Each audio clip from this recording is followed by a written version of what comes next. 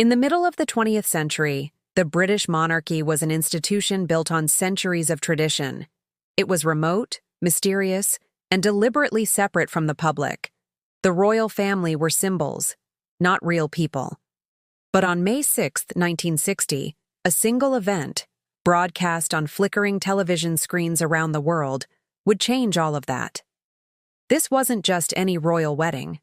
This was the day Princess Margaret, the Queen's dazzling and rebellious younger sister, married a commoner, and in doing so, she did more than just say, "I do." She dragged an ancient institution into the modern age, setting the stage for every royal media event that followed. This is the story of how one wedding became a royal revolution.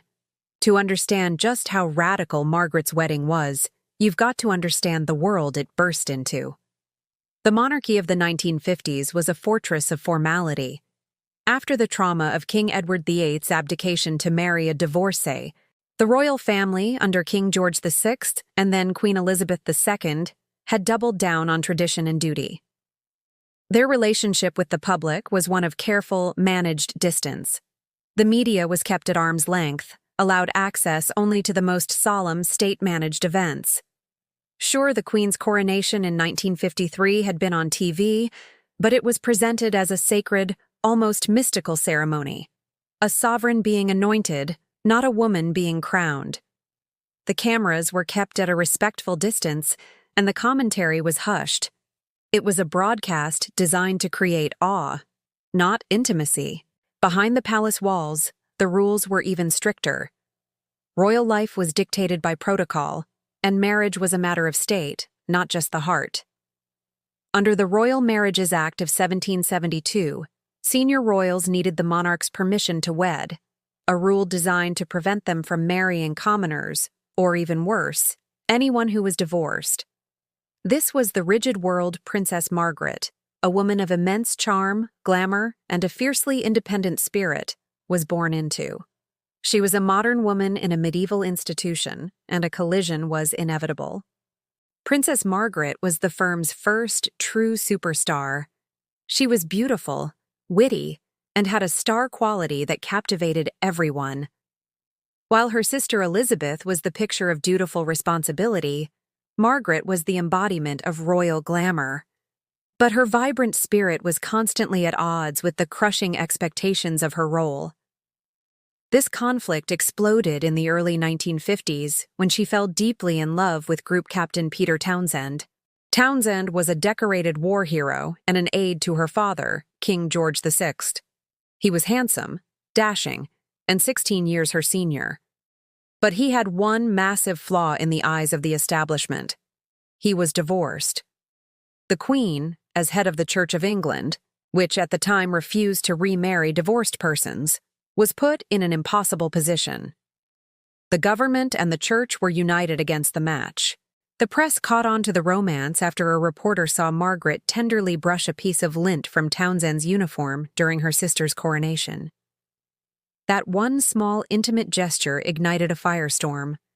For 2 years, the princess and the captain were the subjects of intense global speculation.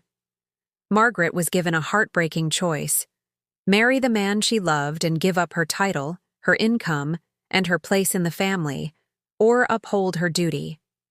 In a public statement in 1955, she announced her decision, citing the Church's teachings and her duty to the Commonwealth. She chose duty over love. The affair left her devastated, but also sealed her image in the public's mind as a tragic romantic figure, a princess forced to sacrifice happiness for an unfeeling institution. After the pain of the Townsend affair, the world watched to see whom Margaret would choose. Everyone expected a suitable aristocrat, someone who would fit right into the royal fold. Instead, she chose Antony Armstrong-Jones. And it was a complete shock. Armstrong-Jones was everything the old guard courtiers feared. He wasn't a duke or an earl. He was a society photographer. Known as Tony, he was a key figure in the art scene of swinging London. He lived in a studio, wore casual clothes, and ran in bohemian circles that were a world away from stuffy palace life. He wasn't just a commoner. He represented a new, modern Britain that the monarchy had long ignored. Marrying a photographer was a shock to the system in the post-abdication era. Their courtship was a masterclass in secrecy.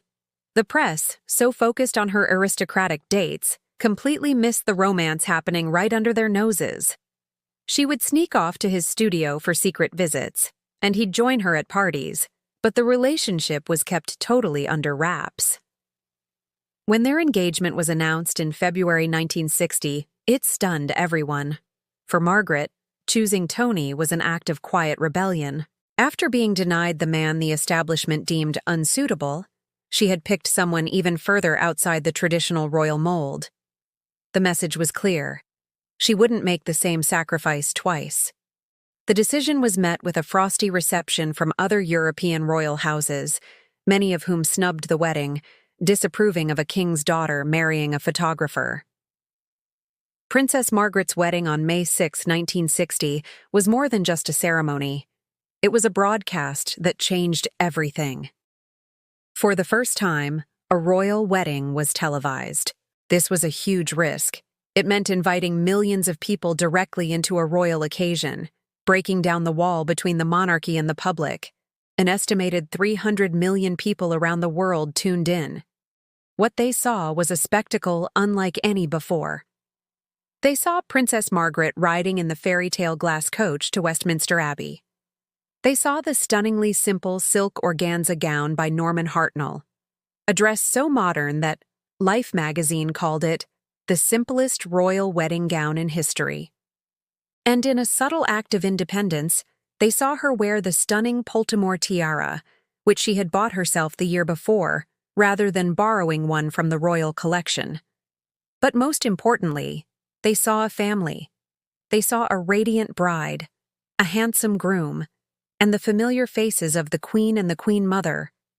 The broadcast wasn't just about pomp and circumstance, it was about personality. For the first time, the public had a front-row seat to a personal, joyous royal event.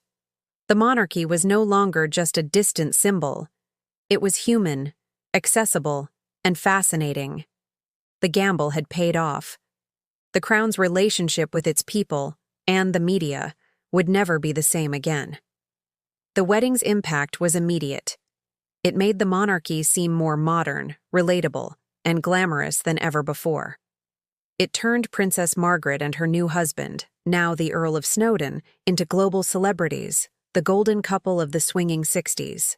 But in opening the doors, the wedding also created an insatiable public appetite for royal stories.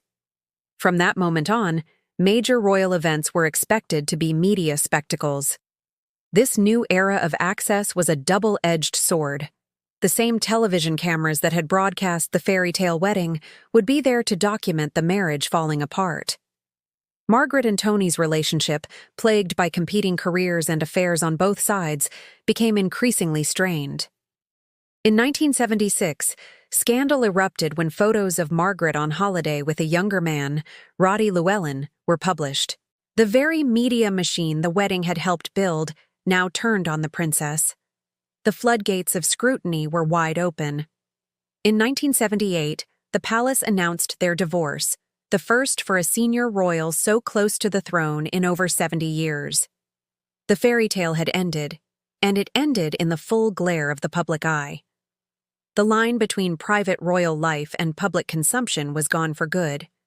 Every major royal wedding since, from Charles and Diana to William and Catherine, and Harry and Meghan, has been a televised global event, each one building on the precedent set in 1960.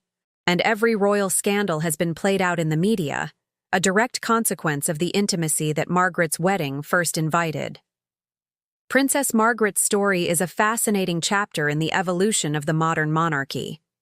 If you want to learn more about the royals who have challenged and changed the institution, make sure to subscribe and click the bell for more deep dives into royal history. Princess Margaret's 1960 wedding was a watershed moment. It was a dazzling spectacle that served as a bridge between an old insular monarchy and the media-saturated world of today. By allowing the public to witness her joy, Margaret inadvertently made them feel entitled to witness her struggles too. Her wedding wasn't just the social event of the decade.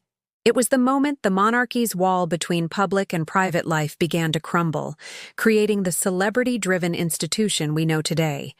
She was a rebel princess to the end, and her wedding was her most lasting act of revolution.